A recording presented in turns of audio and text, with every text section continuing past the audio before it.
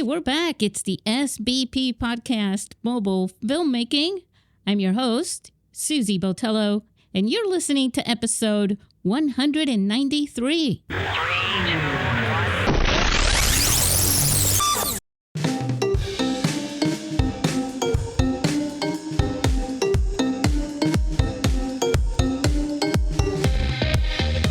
We are Fade into Film.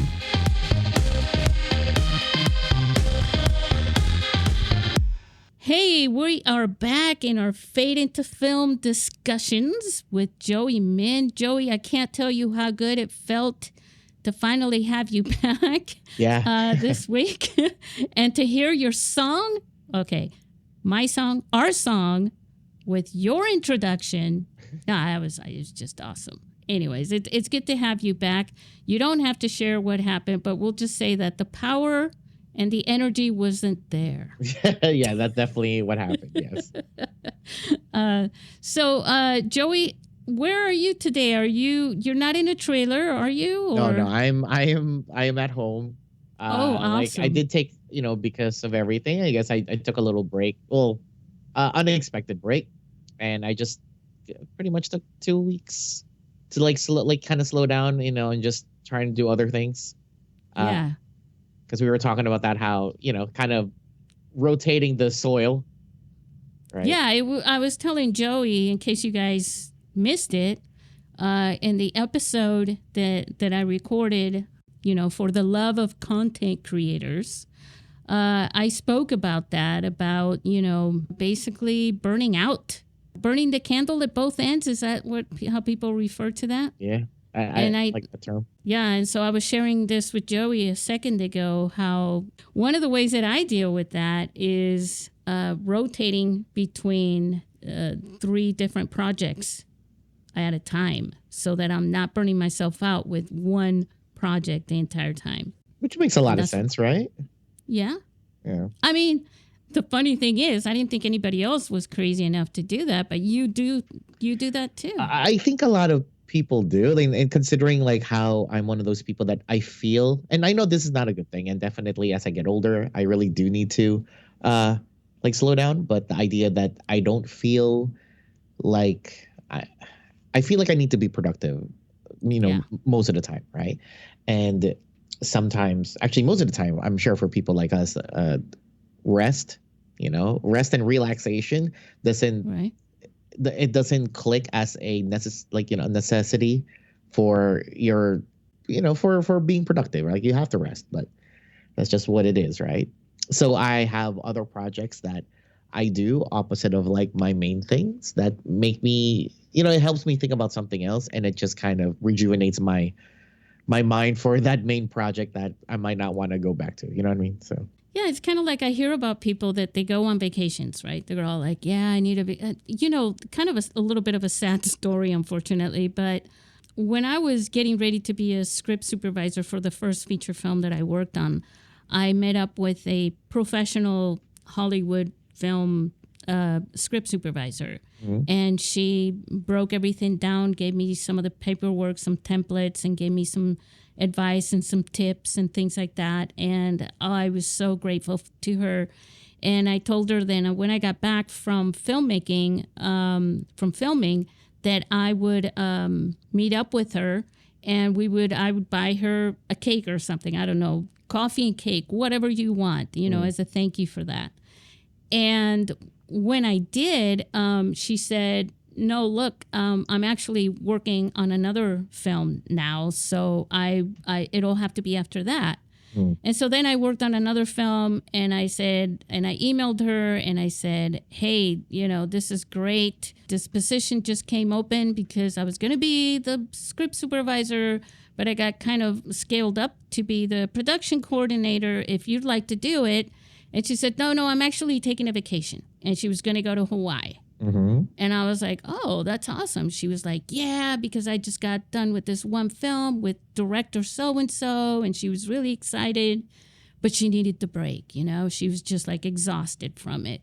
So she went on vacation. And then when I got back from my film, she didn't answer my emails. Turns out that she went out for a swim or a snorkel or whatever while she was out there, and her heart stopped in the middle of the water. And they pulled her into the shore, and they tried to revive her, and she was gone. And they just said, somebody said that basically it's like a clock, right? You only have a certain amount of time, and for some people that's sooner than later. And I was thinking, well, she did take a break. She went on vacation, but maybe that's not the break that we think it is, because I think on vacations, if you've ever been in one, you're really actually pretty, you build an itinerary, you go to all the tourist spots. I don't do that, but I mean, that's really sad to hear. I know, it broke my freaking heart, and I'll never forget her. Like, it's like taking a break is not the break, because what was the? I'm trying to connect. Yeah, I think like I'm trying to say that a lot of people connect taking a vacation as taking a break, right? Vacation for a lot of people is traveling and going somewhere, but you're very active throughout it, you know? I mean, you got to pack, you got to sort some things out. There's some stress involved in that. And I think maybe that's the stress of that kind of work as opposed to your project work is different. I don't know. I guess that kind of makes sense. I guess I'm a bit used to traveling nowadays. Oh yeah, you are definitely used to traveling a lot. So what I was trying to say is that, you know, for me, vacation, I feel like I think I have two sets of what I want to do for vacation. Like, one is if I could just I don't have to do anything, and I could do anything I want. That's more of a mental break, and it doesn't matter if I leave or, you know, go on a trip, or I could just stay home. I think that's fine with me. And the other one is like actually just experiencing a different experience outside of what I do, right? Because I think as creators, we definitely dive headlong into everything that we're doing, and we're so fully encompassed by what we're used to that, you know, I think that having another point of view or doing something different just to you know, refresh our mental palate kind of gives us more room. It's kind of like those competitive food eaters, you know, like they would eat different foods just to give them more, like, mentally it's like, oh, like I'm eating something salty, too much salty in my brain. It's like, I don't want it anymore. But the moment you eat something sweet, you could eat more salty stuff again or something like that. Okay. Yeah. Well, that makes sense. I mean, you're just breaking up the momentum. Yeah, right? I think that makes sense, right? Yeah, it totally does. And that's how it works for me. That's for sure. So anyway, all right, let's go into these topics. Yay! All right, so here's the topic that I wanted to talk about. And this actually came up because Caroline Spence, give Caroline a big old shout out. Say, hey, Caroline. Hey, Caroline. She is in the UK, but she, speaking of travels a lot too, mainly between there and Spain. But she and James Smith, they are a team. They have a production company and a film production company, by the way. It's what they do, and they make 2 films a year. So what they do is she writes a film, you know, a screenplay, and then they produce it. She's in charge of the casting and the funding campaigns and all these things. And she's also obviously one of the producers. And she does all that. And they go into production. And then while James who's also the director of that film during production, while he does that, she's writing another screenplay, and then they go back into that whole cycle again. And they do this every year, like, you know, a couple of films a year. And I think they've got like 12 or 16 films by now or something. Ooh. Like feature films, right? Yeah. Oh, yeah. That's all they do is feature films. Oh, my gosh. That is a machine. I mean, it could be like, you know, she could be like a very great writer, because I know how hard it is to just write right now, since that's what I'm kind of trying to do. Sorry, to go into more feature films. But putting a story to my action stuff, it's difficult for me. But man, and two feature films a year, and how long have they been doing this? Oh, they've been doing this for a few years now. Whew. I mean, I think 2009, 2007, maybe. Mm-hmm. I can't remember. But yeah, they've got a number of films. And see, the more they do it, the better they get at it. Oh, yeah, of course. I mean, so they probably have their own style and formula and like methods that they refine over these years, making. Yeah. And they're building their family, right? As I like to call it, their crew and their connections. And, when they put a casting call out, they're not short people. When they say we're going to make a film and, like I said, they raise their own funds. I think they, we'll have to have her on as a guest, right? For one of these. And that way you can interview her too. Yeah, that sounds. Yeah. Because I think it'll be a great conversation to have you guys together in the same episode, and that's what Fade into Film is about, man. so anyway, the reason she was asking this, why is it that James, the director, is the quote unquote filmmaker, the DP is the quote unquote filmmaker, but not me, as the screenwriter, as the, and I think I want to discuss that with you, Joey, along with, because this is where I'd like to take you guys, our audience, our listeners, through this little bit of a journey here, because mobile filmmakers, right, and indie filmmakers. So let me share a story. Let me share why this topic is a little close to me, why I'm bringing this up. So a long time ago, I accidentally, I know I've mentioned this in the show before, I accidentally became the DP, a cinematographer, for this one short film, right? And the film won awards at film festivals. And I got to admit that now, after running a film festival, I feel like a dork for not having kept track of all that stuff. Mm-hmm. But I didn't. But because I was the DP, I was asked in one of the film festivals to be a part of a Q&A panel. And my name tag said I was a filmmaker. And they addressed me as a filmmaker. Now, this was not my video production company or my film production company. It was somebody else's. They wrote the screenplay. All I did was shoot it, right? I was the director of photography. And yes, I totally took advantage of it and, became very artistic with it. But it wasn't my film. So I didn't feel like I made the film, which is the term filmmaker, right? Mm-hmm. And so I argued with them. And it's why I want to get into this topic, because there's a little bit of an imposter syndrome out there. I've heard it a lot, over the years in running at film festivals, because I have many discussions and I, follow a lot of filmmakers. There's a little bit of that. And I think that with a mobile phone camera, you may not feel like you're a Hollywood filmmaker, which is what my thing was. My argument was like, a filmmaker is Hollywood. I am so not Hollywood, right? And I think some filmmakers may connect that, a filmmaker is Hollywood, because we have this view of what a filmmaker is, and we grew up watching movies, and I also want to discuss a little bit about community filmmaking. If that's a thing, should that be a thing?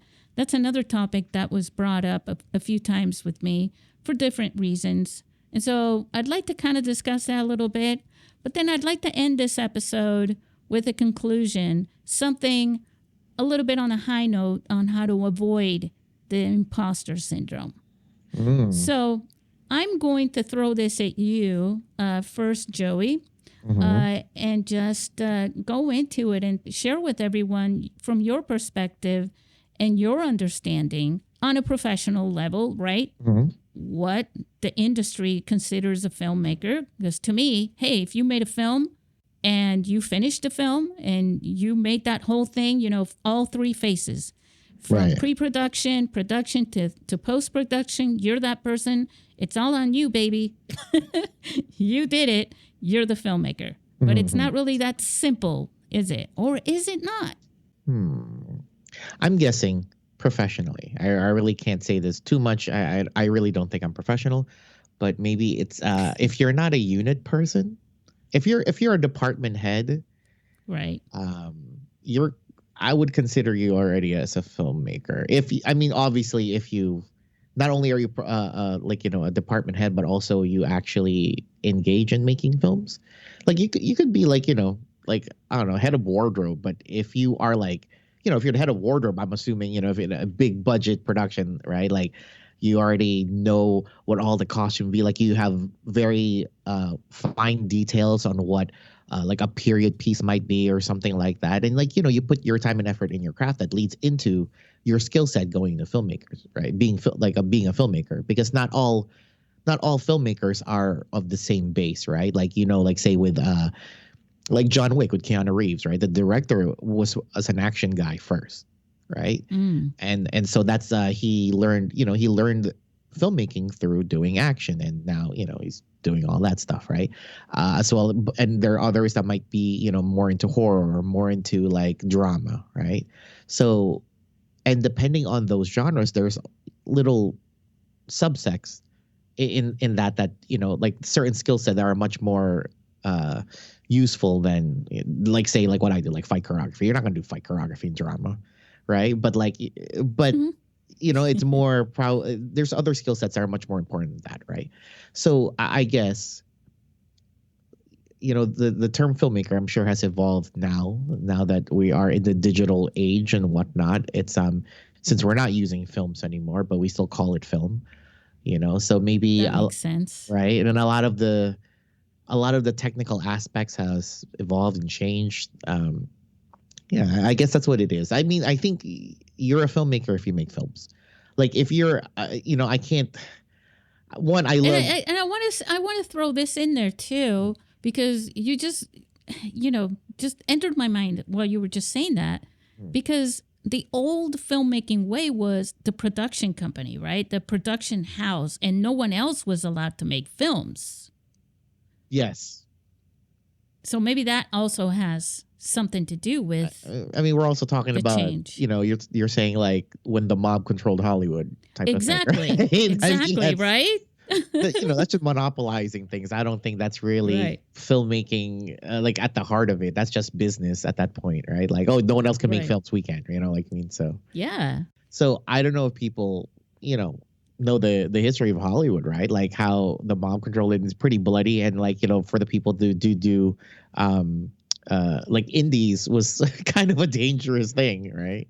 Oh yeah, the first people that created independent films were basically breaking laws, right?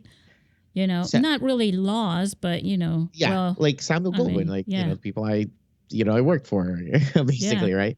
So yeah, I mean the grandfather of you know, indie film production companies, right? And I think it's funny because like because even now, I mean, through the history of filmmaking, a lot of the bigger decisions of filmmaking isn't even affected by the creative aspect of it. It's really more of the business side, right? So I guess if I were to just distill it down to the idea, if you are a person that makes films, right, no matter how good, no matter how bad, no matter how big the budget, no matter how small the budget, right, whatever, as long as you're doing it, then you're a filmmaker, right? If you made a film, you're a filmmaker, right? Like, how else can we say that? Right. But of course, you know, I understand that, you know, in a big production, you know, I've met people on set that are unit people that don't even watch movies, don't even care about movies. But, you know, but the job on set just happens to coincide with the field that they're in, right? Like you could have people that are EMTs, right? That actually never go out on the road, and their only thing is being EMTs on a movie production set, Right. right? And and if that's good because they need real EMTs on right. set. But what I'm trying to say is that they're not, Yeah. those people aren't filmmakers simply because they help make a film, Yeah. right? Unless they make films and also are EMTs on set. So yeah, and that goes into the whole community thing. Yeah. Part, because it's like Levi Austin Morris, right? When he was making Paralysis, Right. and he got his funding campaign going, and he got his family going, and he always gave credit to everybody who was involved in helping him make that film. And I remember having him on the show, and I can't remember which episode, but it was like, I think the title of that episode had something to do with "It Takes a Village," right? Because sometimes all those hands, I had this conversation with somebody. It's like, well, that film would not have been made had it not been for the person holding the microphone, the person, the sound mixer, the boom operator, the editor, the this, the that, and at different parts of different phases of the film. And I was like, yeah, I totally get that, but at the same time, the way that when I was arguing with these guys, I'm not a filmmaker. That's like Steven Spielberg or somebody, not me. They said, the whole above the line thing, but it comes with the responsibility. Like, who are the people that are able, when something goes wrong with the film, that don't have to worry, well, I'm not the quote unquote filmmaker, so I can just walk away from this, right? And the ones that are kind of stuck with the reputation or whatever happens, right? With, well, you're the filmmaker, you're responsible, it's on you. That's how they brought it up. And I just don't feel like it's either one or the other 100%. On Caroline's point, I will tell you right now, she's a filmmaker. Yeah. She wrote it. That's the content of that film, the story. There's certain basic things that I think, like, if you don't have those, that film isn't made. But other positions are kind of replaceable, like your EMT people, Yeah. right? Like, for example, okay, no, you're not a filmmaker, but if you screw something up, we'll replace you with another company that does the EMT service, right? Things like that happen, and they do happen during film productions more often than we'd like them to happen. Especially in the indie film world. We really don't want that to happen because we're building families. That's me talking from the heart, right? But sometimes that happens. So for me, it's a complicated question in a way. Do you have any more thoughts about that? Because I want to talk about the imposter syndrome a little bit. Well, in terms, well, because like the thing is, like, if she and her husband are making the films together, I mean, yeah, she is a filmmaker. I guess what she's saying is that the person that gets the credit would be the technical person making the film. Is that what the director and the DP? Well, is she just really? And they're not married, by the way. Oh, sorry, sorry, it's No, her that's team. okay. My mistake. I didn't want to. It's all right. but if her writing, it's her vision as well. I mean, I think that maybe she's kind of a director too, right? Yeah. But is she it's like the process though? Does she just write it and she just sends it off to him and he just does it by himself without her? No, they're very involved together. This is why you made that, Yeah, they're very involved together in making these films together. And they've been making them for years now. But she notices, probably from film festivals and things like that they address him as the filmmaker because he's the director and the cinematographer. Or maybe she saw a social media post that, kind of triggered that reaction in her. But that's where, when I heard her say that, I felt like, well, you know what? That's weird because to me, she's a filmmaker. I've never referred to her as anything other than a filmmaker. And running our film festival, I mean, you were there. They were all filmmakers, as far as I'm concerned. Yeah. They were all the filmmakers. Mhm. And I think that also comes from my passion of saying, if you've got a phone, you can be a filmmaker. It's your choice. And it's really that simple from my perspective, right? Mhm. But I guess it's a little more complicated than that. Yeah, I mean now because well, that's the thing. Maybe she should get her credit with her own films as a co-director. Because because the same thing with Steph and I, right? For a while, obviously, I did most of the creative stuff and like the technical stuff, and she kind of helped me out with the production, and she's the business side. But now, to be to be honest, now that when we do film stuff, I do trust her. She's she has slowly become You my count on her, yeah, right? of course. And That's the point, I think. and it's like one of those things too. And obviously, with me, I had to let go some of the what do you call it, the control. It's like, hey, Steph, you you take over with this, right? And I'll switch the roles. I'll help you with your vision. What do you think? It started off with just scenes. Little shots. Then it became scenes, right, and stuff like that. And now Steph could. I mean, she hasn't done it yet. We haven't tried it, but I'm sure she could. I could give her a script that I wrote, and obviously she has a different perspective, the way of for certain things. We mostly see eye to eye, but obviously she has her own vision too, and I'm down with it. It took a while for me to let go of that control, but then I'm like, yeah, you know what? I might be able to learn something from someone else. Hey, yeah, do Yeah. it. See what you want. Tell me what you want, and I'll help you make that vision. And yeah, so that's the thing too, right? So maybe she. Yeah, I think things are changing in a way because of the accessibility. We're all so much closer to, you don't have to go somewhere to a rental house to rent an RE for your film. You know what I'm saying? So you have so much of an opportunity to have hands-on. And with the phone, it's Stephanie was recording a lot during the film festival and stuff, for you guys. Oh, yeah. So, I mean, it's not like she had to walk up to you and was, hey, Joey, cinematographer, director, man. Oh, God.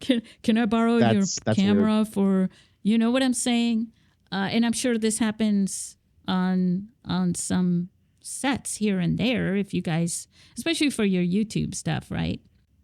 What when she would Meaning, walk up to me and ask me if she could film? No, she doesn't, she'll just film some of the yeah. stuff herself, right? Yeah, because it's it's a lot more than people think it to be, right? And Yeah.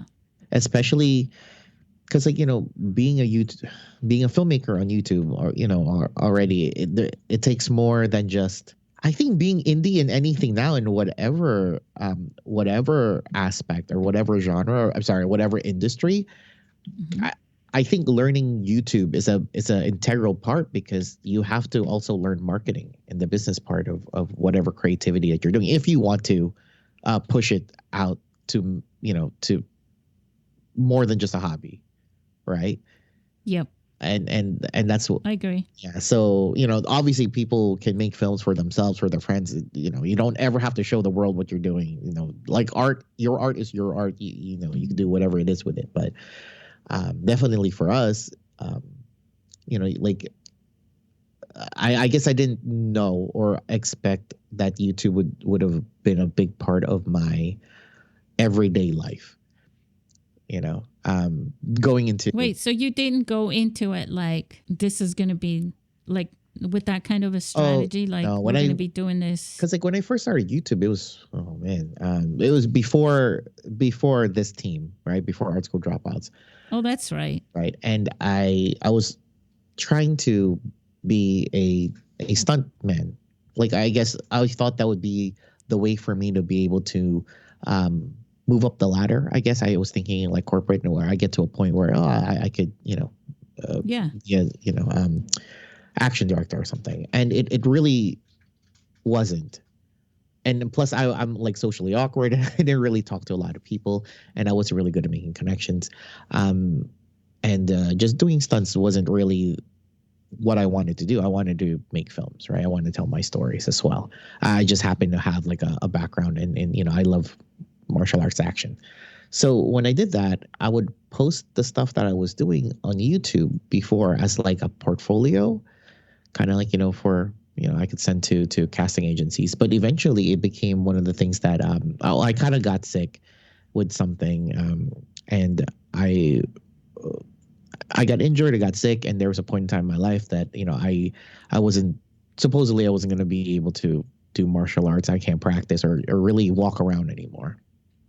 And so I kind of came back to uh to like a normal life, and after that I was just kind of for like a year or two, or I don't even remember anymore, but basically I figured I would just give up, filmmaking and whatnot. But it's something that I can't stop. Like during those 2 years, I was still I was editing secretly for like these video game Secretly. sites. Yeah, I was so it's still kind of quote unquote working. The secret editor. Yeah, I was editing for video game sites, their videos and whatnot, and I was making promotional videos. And part of me, I couldn't step away from the creativity and love of filmmaking. And I think because of Your passion. yeah, right. So for those two odd some years or whatever, however long I was doing that for, I think that's where I also started loving editing. And then after a little bit, I started making my films again with like, with some old friends or new people that I met.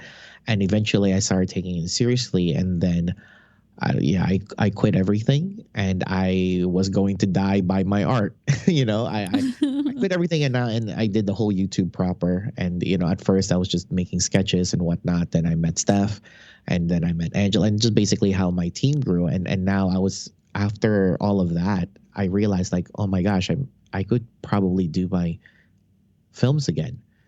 And I presented like these old scripts that I had to Steph, and she's like, yeah, let's do it. And she was the one that pushed to make Art School Dropouts into a real company.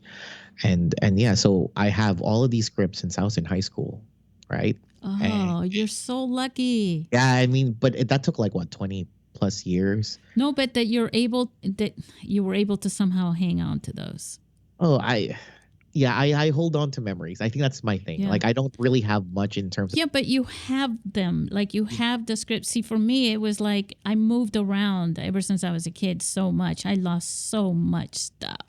Oh, I also grew up in an era of kind of like the internet just started, so I had a lot of these like online I guess You had spaces. clouds everywhere. Yeah, basically before the cloud happened. So I mean, obviously Yeah. these weren't fully thought out scripts, but they were ideas that I had that I Yeah. put down, right? And I started being able to just jump in those worlds again and make them, fully realize them, right? So that's why I know writing is hard. So if this lady is a writer and she's making these is films, then she's a very good. filmmaker. Legit. She's very good. She actually won an award for her screenwriting while she was in LA for one of her latest films. Oh, amazing. I think Levi Austin Morris, might as well say his last name because the transcript will read it. Levi Austin Morris was there and was able to congratulate her in person. That's nice. They met here in 2022, I think it was, in San Diego, because she shot, among those guys, they shot two feature films with Android phones as well. And one of them was in our film festival. So. Oh, wow. So and that's the other thing about this, and I know we're getting a little off topic, but this is inspiring, right? Because these guys they were shooting with DSLRs, right? DSLR cameras for a while. Then they made several feature films, and then they were able to make 2 feature-length films with phones, with smartphones, and then they went back to the regular thing. So it's still it's 2 of the films that they have under their belt, as you say, right, are 2 feature films that were shot with a phone. And I still haven't met a person that has shot 2 full-length feature films with a smartphone. Yeah, no, that's crazy. Yeah. So. obviously with new technology, like you said, how you were moving around a lot and whatnot, and you kind of lost those ideas. I had the internet where I was able to upload a lot of my Yeah. stories and all of these, small blogs or whatever emails that I wrote to myself, Floppy disks. right? Or flop disk, right? I was still in that era, Yep. okay? So but yeah, like I think it's really that, right? Like the phone, while I mean, right now, maybe the phones aren't as technical as, an Ari with obviously, 65 Right. like grand, whatever cameras or whatnot.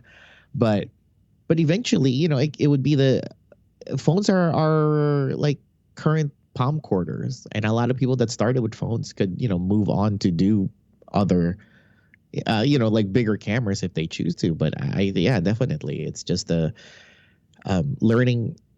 learning the basics of filmmaking. Phone is Yeah. awesome thing, and with all of the social social media platforms now, and everyone are learning. Actually, in a weird way, I think most people are kind of learning how to tell a like a perspective or a story in very short form ideas. I mean, that's the basis of filmmaking. Yeah. You know? Yeah. You're constructing. Yes. Speaking of social media, that's the thing of it is the community filmmaking part. There's somebody in my podcast in the history of it, and I can't remember which episode it was. He was forming a company where people would together make films, and they would share the profits and the credits for the films and the royalties. Everybody in the crew, everybody that was involved, they did, even the PA, the production assistant, and then after that, I was having this conversation, and so I thought, well, between that and social media and all these things, I think things are changing, right? Yeah, the collaborative filmmaking. Isn't that like a term now for like those upstart companies now that they share, or I guess like the company, everybody that works in the company has like a particular share of the stocks of that company kind of thing? Is that what we're doing for movies? Is that what you're saying? Yeah, maybe something like that. Yeah.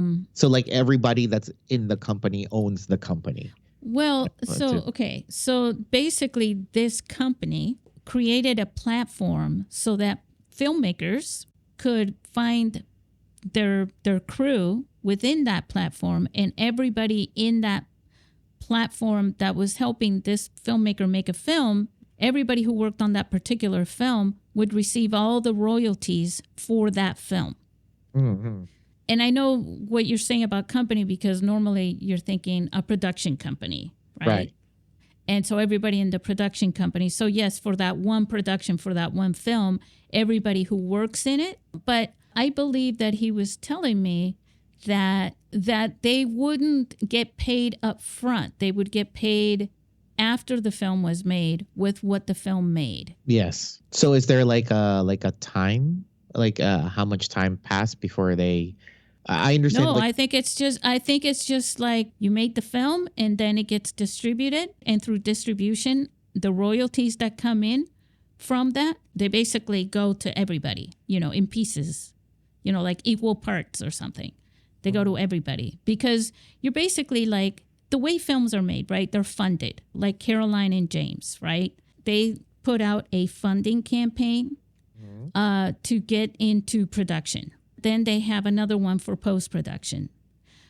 But in this rate, there's no funding campaign needed. You just need the people to work on it. Then they make the film together, and then the royalties come when it's all done, when it goes into distribution. That's wow. Okay, that's a gamble. It's an investment. Yeah, it's an Is. investment. Yeah, definitely. Yes, it's an investment, and it includes trust, and there are contracts that have to be signed and things like that, because it's not like, hey, we meet on the street and I'm just going to trust that you're right.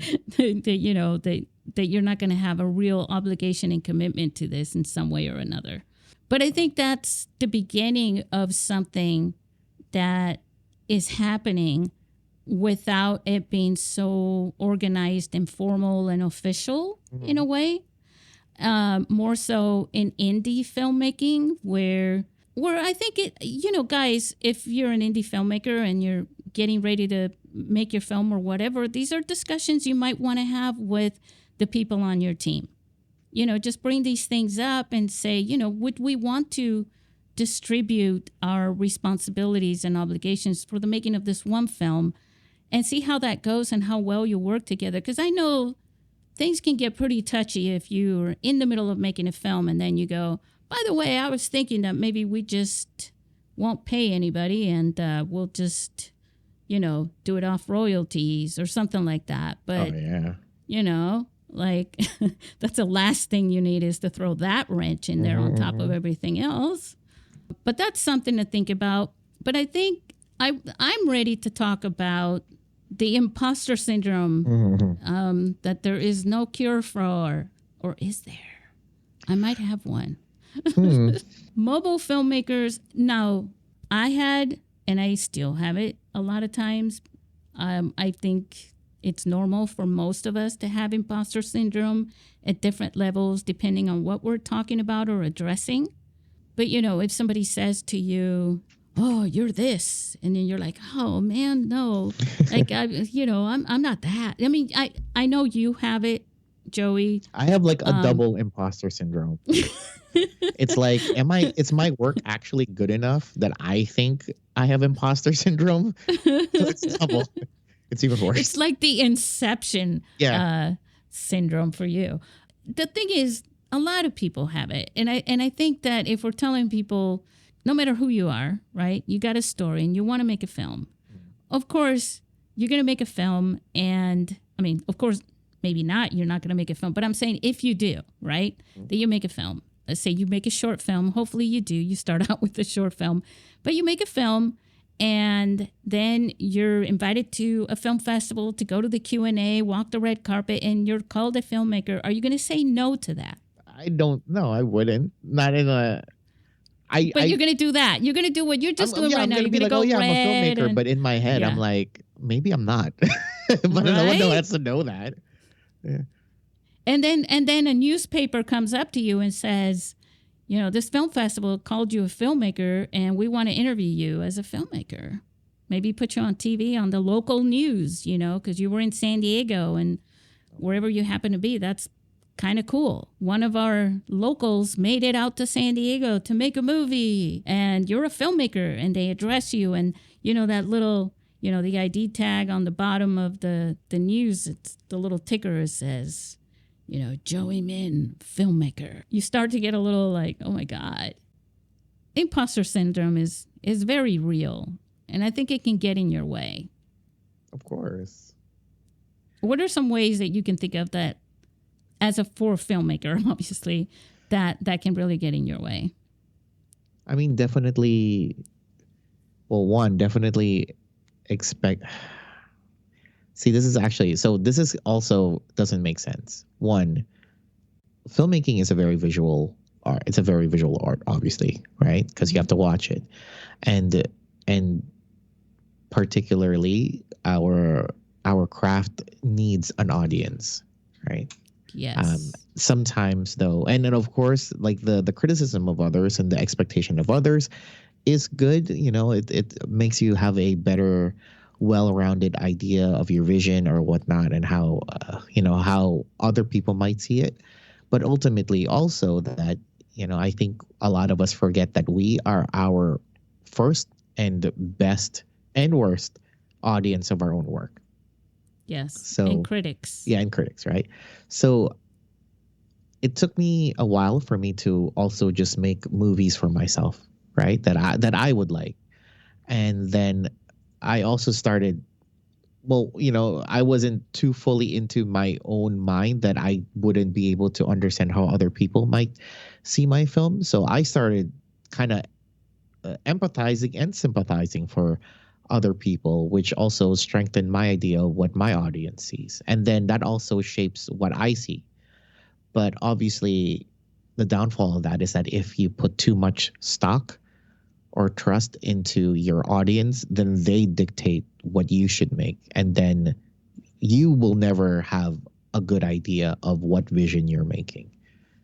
right? It's your vision after all, Yeah. and not theirs. Exactly, right? So you see a lot of these, especially for the people that find um, success on YouTube, where they make like they I've seen it. There was there's one person before, filmmaker. I totally forgot. I don't know if he's doing stuff. I actually never followed up on this, but he made like this film in college about like these stairs. It was presented like as like a science video, right? Where it's like some weird optical illusion that somebody would walk down the stairs, they appear at the top of the stairs or something like that, and he hired or got a bunch of like twins to do this short film, and it kind of blew up on YouTube. Wow. And then I think for years this person was trying to really get a film made around that concept.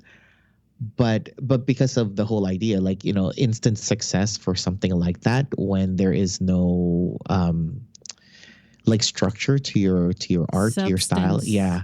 And then you just hold on to that one good idea, right? And then you never build up any other skill, and then That's so YouTube right there. Yeah. There's so many channels out there that they have one viral film, and that's it. That's the basis of the whole channel, having 100,000 followers. Right. And they just do the same thing, right? It's like, and it's like, which is, I understand the business side of it, and It's like crazy though. Yeah, but I think it's also the whole not understanding. Am I doing this for the numbers, the attraction, the business? I guess what I would say, or am I doing it for the art? Like you're held hostage by that whole thing in a way, right? Right. But at the same time, I definitely envy I'm sure there are artists like this, right? If these like say these YouTube artists or filmmakers or whatever they are, right? And they whatever content, one, I hate that word, but whatever I know. content or film or movie that they make is also wanted by the audience or the public or the market. And that's what they want to do. Like, oh man, I really love making clickbait videos for YouTube.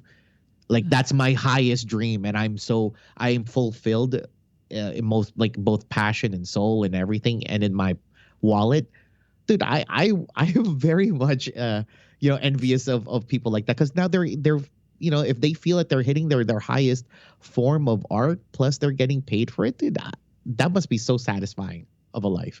You know what I mean? I think also I've been talking to more artists lately who are a little offended by saying when they're approaching it from a monetary sense, and I'm a little sad about that in a way, because I get that, like, so you create as an artist, but you don't want to be exploited by somebody. Like I was trying to tell somebody, like, my God, art is so subjective, it's hit and miss for the most part as an artist. You're just expressing something and you feel it and it's your passion and you do it. And then you're like, I don't like that. You just put it on the side, and somebody walks by and says, oh my God, this is awesome. How much you want for that? You're like, whatever, just give me $20 or give me nothing. I don't care. I just wanted to make that. That whole process is what makes me happy, content in some way. And they take that, and then you walk 3 blocks down, you're getting evicted, you're starving to death, you got no gas in your car, they're towing your car away, and there's this gallery, and it's got that $20 piece of art that you made, and you look at the price tag, and it's like $300,000. And you're like, whoa. And the guy's like, it's mine now. It's mine now. And you're like, but I created it. And what are you going to do? And so it's like, I totally get where the artist is coming from, but you can't avoid, like you said with the film, the audience and their perception. Yeah, I mean, I that's why I'm saying it, since it is a very visual art that we're doing, it's you have to take account the audience, and I'm sure there are other artists out there that they could sell their art for 200 for $20, and somebody sells it for 300,000, and they still don't care, you know. Yeah. So I'm sure Yeah. there's other people like that too. It's really I guess if you know make that situation where this person is getting he's getting evicted, getting car towed, and has nothing, then Yeah. that 300,000 price tag definitely does put a little bit more Hurt, I priority, right? Yeah. think. So I mean, I'm just being human here, and I'm thinking, if I saw that, I'm starving, and I lost my feet basically, right? Mhm. I got nothing to stand on, and this person, or what if you didn't say $20? What if they offer you $20? Mhm. Because that also changes that perception a little bit too, because that's what a lot of employers do. Oh, well, you enjoyed making art, so we're going to hire you for nothing, basically, to make art for us, and then we own it, and we'll give you, $8 an hour or whatever to create a 2-hour piece of work, and then you walk away, and they own that. That's how that works, work for hire, right? And you're like, wow, I was barely able to buy a burger with what I got from that. And there it is up on in their company and on their website, and it's making they're raking in the bucks for that. Imagine if that was you who designed the logo for Nike, right? Right. And Well, that happened. So anyway, but then at that point, if we're talking about that, is it really my logo that's getting them, $7 billion a year? It's definitely not. well, right. well, you don't know that. I I think mean, I would know I that. wouldn't know. I wouldn't say it was like their logo per se, but it's whatever you create, whatever art you create. Writers, it's the same thing. There's ghost writers out there who they're not named. That's why they're called ghost writers. They get paid to write a book for somebody, and then that person makes the killing on it. There's so much of this stuff, But with filmmaking, I mean, that's a whole other conversation, which I love having because it brings in so many different aspects of it. And I'm an advocate for this stuff, for people, for the artists and the filmmakers and mobile filmmaking and all this stuff. So I kind of always go on that defense, side of that. Like I'm trying to protect you guys as artists, Right. But I realize you're an artist. You don't care. You just want to make your art. It makes you feel good. You just, even if it's on a street corner, you just want that space so that you can do it. I get that. I guess it's a weird way that if we're talking about it, I guess when art kind of became a commodity that people realized that they could make a business out of, there have been more. I guess now it becomes this thing where yes, anyone could make art, but because of the business, because of it being a commodity, there are more tools and more things that lets you be able to do your art in farther than you can do by yourself. That becomes part of that also augments, because it's an industry in itself. Art is an industry itself, right? Yeah. There's people who are artists that only sell to artists. And usually and that's the thing too, right? Like on YouTube, those people that it's kind of funny. I see people like, oh yeah, I'm this is how you make films, and that's their whole channel, right? It's how you make films. Right. It's how to make films. Right. But then or they talk about film or something like that, and then you watch it and they haven't made a film in 20 years. Right. And like it's me. but you know what I mean? But but anyways, but the and their partner up with say, oh, here's the new camera. Oh, here's the new rig. Oh, here's the, so it becomes, it's also reviews. Yeah. So it's kind of I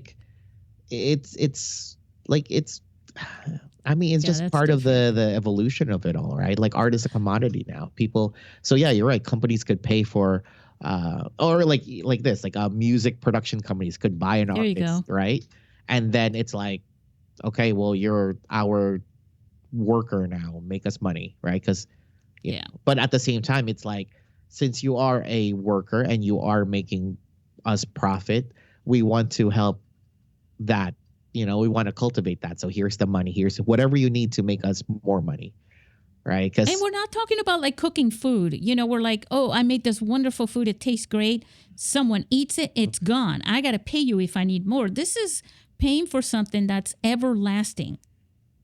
yes, This is a forever, quote unquote, I hate that word too, product. evergreen You know what I'm saying? content. Yes. Yes. I like that. Well, but That's the because proper term. but that's the same thing in the food industry too. It's not the consumption of the food isn't really the product, it's the recipe, right? Yeah, right. Of course. So like you would go to one restaurant because like, oh, I saw this on a food review or like in Instagram. Actually, this just happened to me recently. Like I went to this one restaurant yesterday because like on Instagram, I'm like, oh my gosh, this looks really, oh, really I'm nice. sure. And then I went there and I'm like, okay, wow, I didn't expect to be this pricey, and I didn't expect everything to be this. Uh, it's not as flavorful as I thought it would be, right? Right. And it is also talking to other um, The chefs. theater of the mind, Yeah, right? but that's part of it. Like actually, here there is a place near me here. Like it's a ramen place and it's open until like 2 a.m. or something, right? And it's the only place that would be open past midnight here if I really just want to sit down, the because thing that I want to experience in the East Coast. yeah, right. But the whole thing is that it's to me it's really all presentation. Like their food is very it's very normal to me. It's very it's kind of like bland, I guess I want to say, but it's It's nothing. like Tom ramen noodles, but it looks freaking awesome. Yeah, right? because it's the the theatrics of it all, right? Like Right. and but we already know we also eat with our eyes first, right? Especially and then you eat the food and it's the and then the smell. right. But and also the mood and the environment of the restaurant. It's like an experience, right? Like, and I think that's where all of the for the food artists out there, right? Food artisans, right? Yes. And part of that, if you don't like, you might have a very great recipe, but if you aren't able to show it to its like full maximum, go Hollywood with it. I mean, This is a very millennial conversation, Joey. This is about the experience. yeah. Because that's really what we pay for. It's definitely what, because like filmmaking, watching films back then it was and still is an experience, right? Yes. But now you have like 4D and 4X and IMAX and all this stuff. But it's and I don't find that really weird because we are trying to make a movie going into something else, right? Yeah. It's I don't find anything wrong with that. It could be the future, it could not be the future, but it's something for us to try out to see what works. But yeah, it's the same thing, right? So now that art, whether it's like graphic design, hence that's like an industry in itself, or just filmmaking. I should know. I do that. Yeah, exactly, right? It's a commodity. It is part of commerce. There is a market for it. Companies will pay. Like, yeah, you're. So technically, your audience isn't even normal people. It's companies, right? For graphic design and whatnot. So understandable. We are all working within the market in some way, right? Yes. And that's why, people think that, I'm doing YouTube and I'm just doing YouTube by myself, like by itself. Like I'm not. Like, even though I did quit a long time before, I still had to get jobs, right? So I have like 3 other day jobs that I do. Right. And but you're also building a legacy for what you do. Right. When it comes to that point where it's like you're 80 or 90 years old, and I should say 100 because it's you, that you're going, all right, I can't do any more backflips and I can't shoot these videos anymore. But you can look back at all that you created and it's there. Yeah. Okay, let's talk about the conclusion. Mm-hmm. So the conclusion to imposter syndrome is, what would you say, before I bring up my ideas, what would you say what would you advise to someone, one of our listeners or all of them, to overcome that sense of, because it's in your gut, right? You just feel weird. The imposter syndrome. I think I think I'm learning that now still, right? I don't I think we all are, yeah. though, Joey.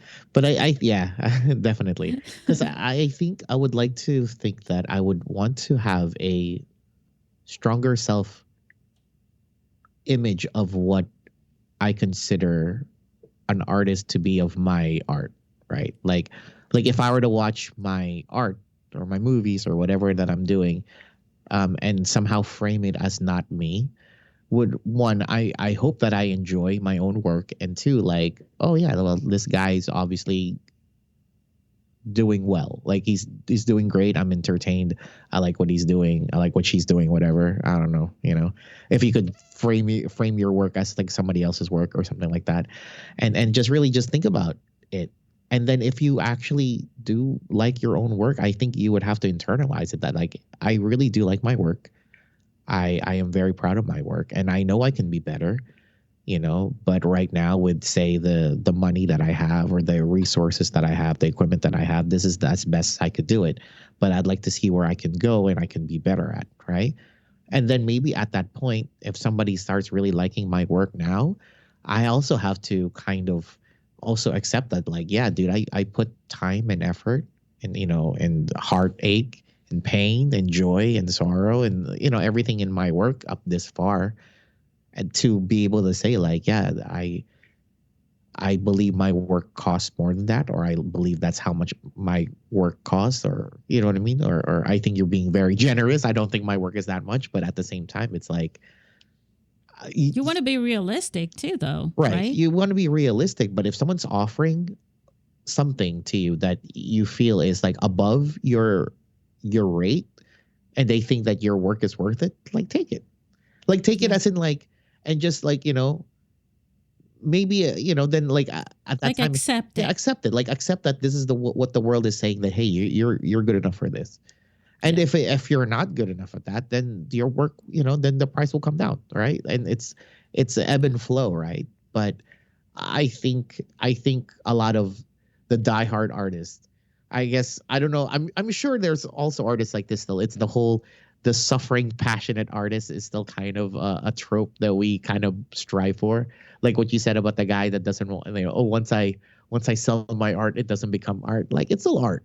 I think. Yeah, that was my birth father was like that. It was like, it's not art anymore if I'm selling it. Or but maybe that whole suffering part is part of the art. Then at that point, yeah, dude, don't make money off of it. If that's what your art is, right, then yeah, keep doing it, right?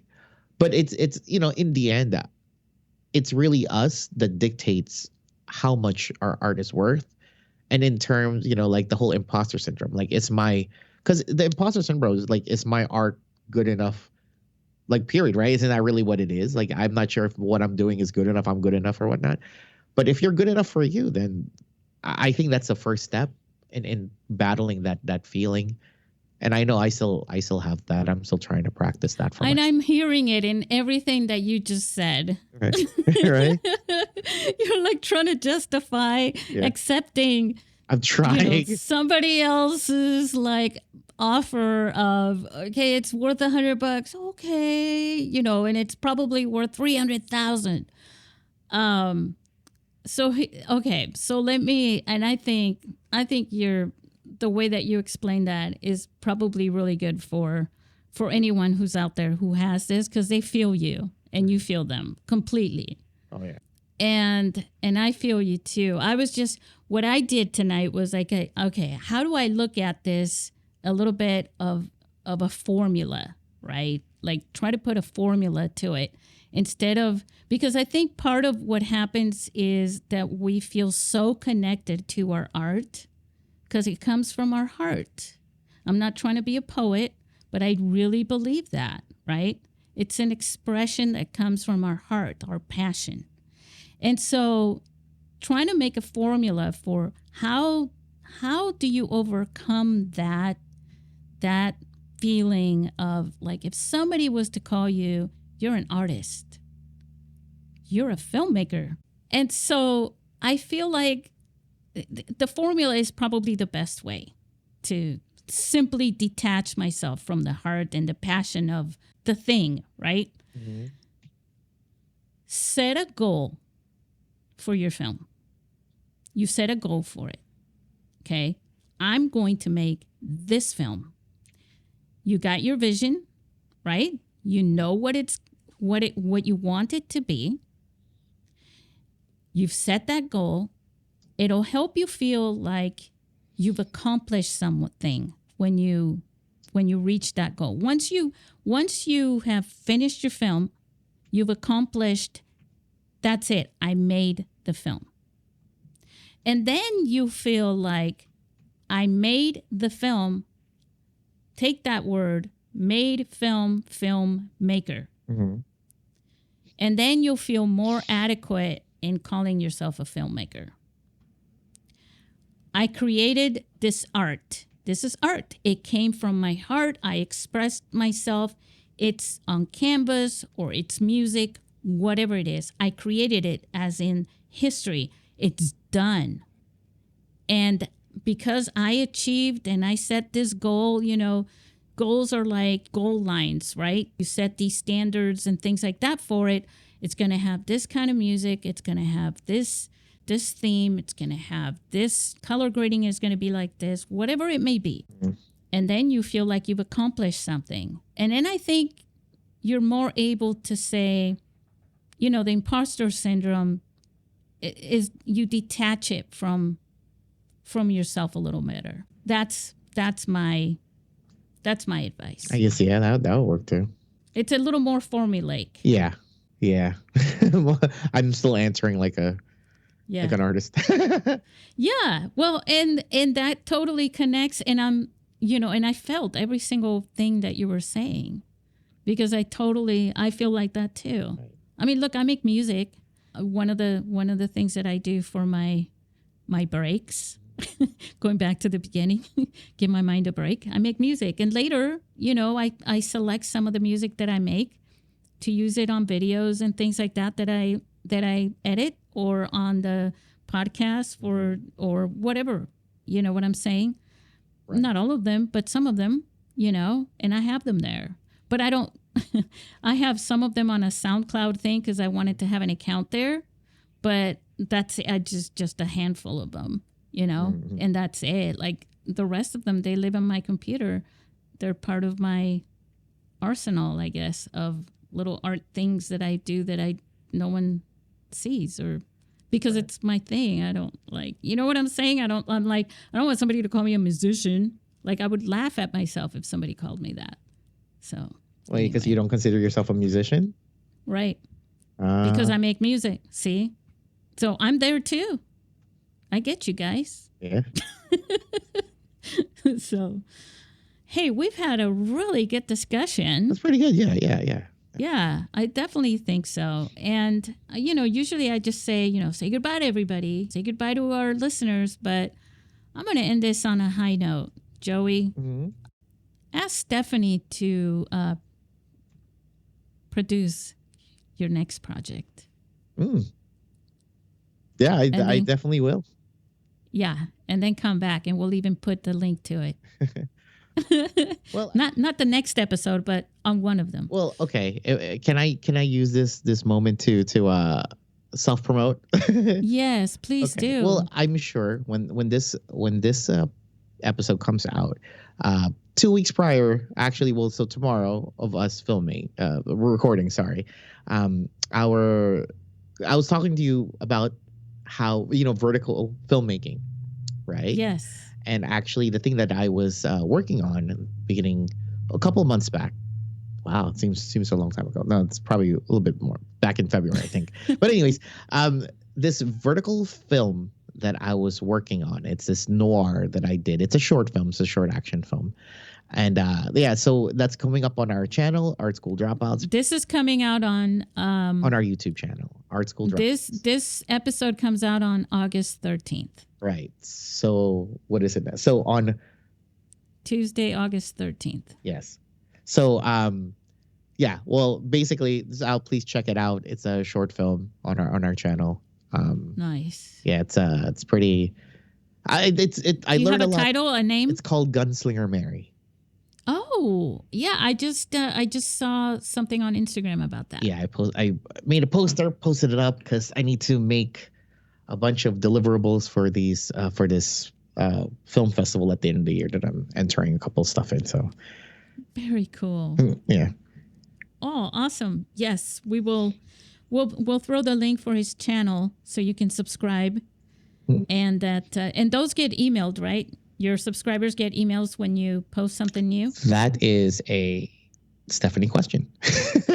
I'm sure they does, because it's just a matter. Something comes up and says, "Would you like this to be emailed to all your subscribers?" Something like that. I'm sure. I'm sure she hits the yes on that. Steph is, so subscribe, you guys. Right. Subscribe. Yeah, please check it out. You guys will, Yeah, that's awesome. Well, that's a great note to that beats a B or a C. No, I'm just kidding. Why anyways, was your C higher than your B? Because I'm a dork.